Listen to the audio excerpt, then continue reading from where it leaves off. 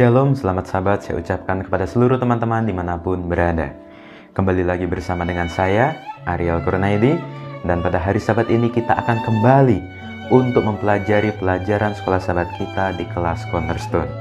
Dan puji Tuhan, pada hari Sabat ini kita telah tiba di pelajaran kita yang ke-12 dengan judul Terbakar Perlahan-lahan. Ayat intinya diambil dari dalam kitab Yohanes pasal yang ketiga, ayat 12 sampai ayat 15. Demikian firman Tuhan. Kamu tidak percaya waktu aku berkata-kata dengan kamu tentang hal-hal duniawi. Bagaimanakah kamu akan percaya kalau aku berkata-kata dengan kamu tentang hal-hal sorgawi? Tidak ada seorang pun yang telah naik ke sorga selain daripada Dia yang telah turun dari sorga, yaitu Anak Manusia. Dan sama seperti Musa meninggikan ular di padang gurun, demikian juga Anak Manusia harus ditinggikan, supaya setiap orang yang percaya kepadanya beroleh hidup yang kekal. Teman-teman, pada hari Sabat ini kita akan belajar bagaimana kisah Yesus bertemu dengan seseorang, dan dia menanyakan bagaimana supaya beroleh hidup yang kekal itu. Pada zaman dahulu, ada seorang Farisi yang bernama Nikodemus. Nah, Nikodemus ini adalah seorang pemimpin agama Yahudi, dan pada waktu itu ia datang kepada Yesus pada waktu malam dan berkata kepada Yesus, "Rabi, kami tahu bahwa engkau datang sebagai guru yang diutus Allah. Sebab tidak ada seorang pun yang dapat mengadakan tanda-tanda yang engkau adakan itu jika Allah tidak menyertainya." Nikodemus percaya, Nikodemus tahu bahwa Yesus adalah seorang nabi, seorang yang diutus oleh Allah, karena tidak ada seseorang di dunia ini yang dapat melakukan hal-hal ajaib, mujizat-mujizat yang luar biasa yang sama seperti yang dilakukan oleh Yesus. Tidak ada seorang pun yang dapat menandingi Yesus.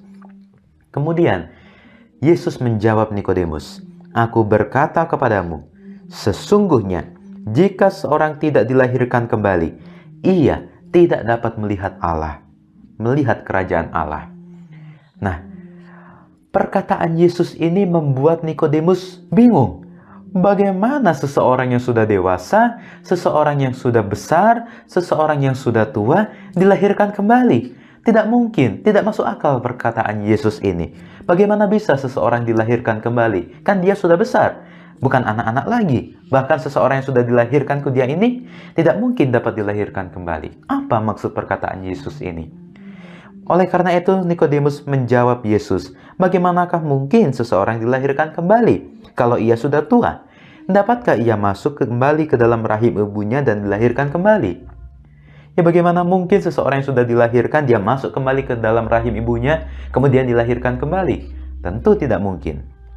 Tetapi yang dimaksudkan oleh Yesus bukanlah hal yang terjadi secara fisik di dunia ini, tetapi aku berkata kepadamu, sesungguhnya jika seorang tidak dilahirkan dari air dan roh, ia tidak dapat masuk ke dalam kerajaan Allah. Apa yang dilahirkan dari daging adalah daging, dan apa yang dilahirkan dari roh adalah roh. Janganlah engkau heran, karena aku berkata kepadamu, kamu harus dilahirkan kembali. Angin bertiup kemana ia mau, dan engkau mendengar bunyinya. Tetapi engkau tidak tahu dari mana ia datang, atau kemana ia pergi. Demikianlah halnya dengan tiap-tiap orang yang lahir dari roh. Kemudian Nikodemus menjawab, "Bagaimanakah mungkin hal itu terjadi?" Kemudian jawab Yesus, "Engkau adalah pengajar Israel. Bagaimanakah mungkin hal ini tidak engkau ketahui?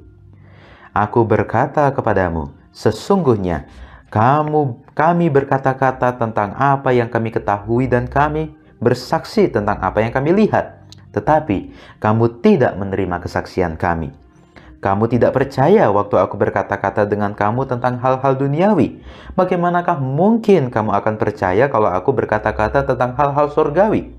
Tidak ada seorang pun yang telah naik ke sorga selain daripada Dia yang telah turun dari sorga, yaitu Anak Manusia. Dan sama seperti Musa meninggikan ular di padang gurun, demikian juga Anak Manusia harus ditinggikan, supaya setiap orang yang percaya kepadanya beroleh hidup yang kekal.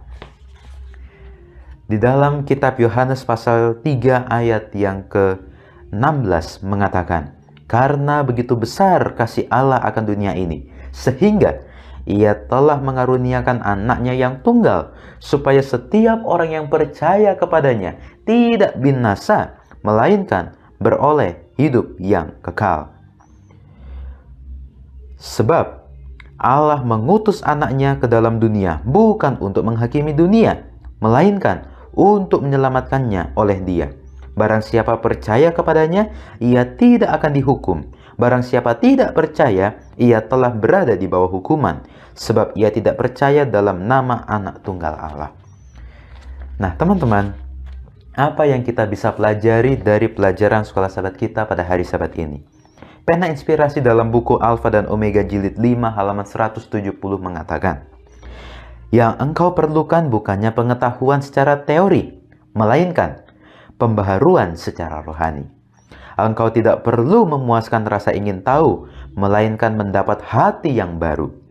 Engkau mesti mendapat hidup yang baru dari atas, sebelum engkau dapat menghargai perkara-perkara sorga. Sebab sebelum perubahan ini terjadi dan menjadikan segala sesuatu baru, maka tidak akan bermanfaat bagimu memperbincangkan dengan aku tentang kekuasaanku atau pekerjaanku." Pena inspirasi mengatakan bahwa yang kita perlukan bukanlah secara teori, pemikiran yang pintar, pengetahuan yang pandai tentang hal kerajaan sorga, melainkan pembaharuan secara rohani itulah, revival itulah yang kita perlukan. Engkau tidak perlu merasa muas tentang hal-hal untuk mendapatkan hal-hal yang baru, tetapi engkau mesti mendapat hidup yang baru dari atas. Nah, teman-teman, sebuah statement mengatakan, banyak orang merasa mereka belum perlu bertobat karena mereka belum melalui jalan Damaskus. Namun, cerita mengenai Nikodemus mengingatkan kita bahwa pertobatan merupakan perjalanan seumur hidup. Kisah yang sudah kita pelajari di hari Sabat ini tentang Nikodemus, dan juga kisah di sepanjang 1 triwulan ini, bagaimana Yesus lahir ke dunia ini, bagaimana Yesus bertumbuh, dan bagaimana Yesus melakukan pelayanannya di atas dunia ini, mengajarkan kepada kita bahwa Yesus sangat ingin agar kita sebagai murid-muridnya, kita sebagai anak-anaknya, kita sebagai hamba-hambanya ini selalu berjalan bersama dengan Tuhan. Karena tidak perlu kita merasa bahwa diri kita suci dulu. Tidak perlu kita merasa bahwa kita harus menguduskan diri kita dulu. Kita harus mempunyai pengetahuan yang pintar dulu tentang kerajaan sorga, baru kita berjalan bersama dengan Tuhan. Tetapi mulailah perjalanan dengan Tuhan itu dari sekarang.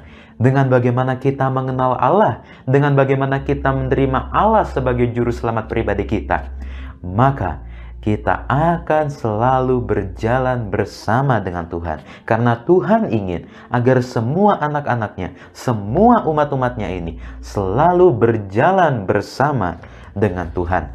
Maka Tuhan akan menunjukkan kuasanya, Tuhan akan menunjukkan penyertaannya, Tuhan akan menunjukkan mujizatnya di dalam kehidupan umat-umat yang mau selalu berjalan bersama dengan Tuhan. Dan pada akhirnya Tuhan menjanjikan ada jaminan hidup kekal, ada sebuah tempat kerajaan sorga, Yerusalem baru yang Tuhan sediakan bagi umat-umatnya yang berjalan bersama dengan Tuhan, bahkan yang setia hingga pada akhirnya. Teman-teman, kehidupan kita sudah mau mendekati akhir daripada kehidupan dunia ini. Kita sudah berada di akhir zaman ini, di mana Tuhan akan segera datang. Hari Maranatha itu akan segera tiba. Oleh sebab itu, marilah kita pastikan bahwa diri kita sudah berjalan bersama dengan Tuhan selalu di dalam kehidupan kita. Dan pada akhirnya, jaminan hidup kekal itu, kerajaan sorga itu akan menjadi bahagian kita. Tuhan akan segera datang. Demikianlah pelajaran sekolah sahabat kita pada hari Sabat ini. Dan kalau teman-teman menyukainya, silahkan untuk di-like videonya. Dan yang belum subscribe, saya ingatkan untuk di-subscribe. Dan jangan lupa untuk dinyalakan tombol loncengnya, supaya teman-teman boleh mendapatkan pemberitahuan apabila ada video terbaru. Sampai jumpa di video sekolah sahabat yang berikutnya. Tuhan memberkati kita semua.